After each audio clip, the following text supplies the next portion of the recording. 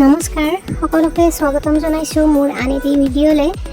আজি মই আপোনালোকক দেখাম স্কিন পেইণ্টিং মেখেলা চাদৰত কেনেকৈ কৰা হয়। স্কিন পেইণ্টিং কৰিবৰ কাৰণে আমাক লাগিব প্ৰথমে এনেকুৱা এখন স্কিন, এইখন মই অৰ্ডাৰ দি আনিছোঁ। তাৰপিছত লাগিব এইটো কালাৰ, এইটো ফিক্সাৰ, আৰু তাৰপিছত লাগিব এডাল ব্ৰাছ। প্ৰথমে কালাৰখিনি মিক্স কৰি ল'ব লাগিব। কাঁচৰ বাতি এটা লৈছোঁ, তাতে 1 চামুচ এইখিনি মিক্স কৰি লৈ ধুনীয়াকৈ। তাৰপিছত মই এইবাৰ ফাৰ্ষ্ট টাইম কৰিছোঁ, ভাবিছোঁ আপোনালোকৰ লগতো শ্বেয়াৰ কৰোঁ। কালাৰখিনি মিক্স কৰা হৈ গ'ল। এতিয়া কাপোৰখনৰ তলত ডাঠ কাগজ দি লৈছোঁ, আৰু যোনখিনি ঠাইত ফুলটো দিয়া হয় এনেকৈ ফ্ৰেমটো বহাই ল'লে হ'ল সেইখিনি ঠাইত। তাৰপিছত এতিয়া স্কিনখনৰ ওপৰত চামুচেৰে অলপ কালাৰ দি ল'ম, লৈ পেলাই ব্ৰাছডালেৰে টানি আনিম।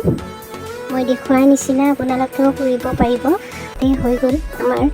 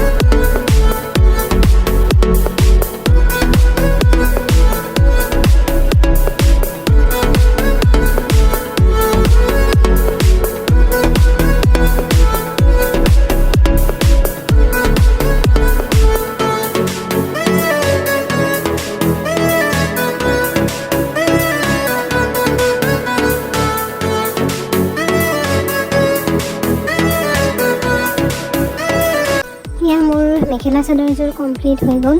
আৰু পিছতে মই নিশ্চয় দেখাম আপোনালোকক বেলেগ ফুল কৰিলেও। ফুলযোৰ কেনেকুৱা লাগিছে কমেণ্ট কৰি জনাবলৈ নাপাহৰিব। আৰু ভিডিঅ'টো শেষলৈকে চোৱাৰ বাবে বহুত ধন্যবাদ থাকিল।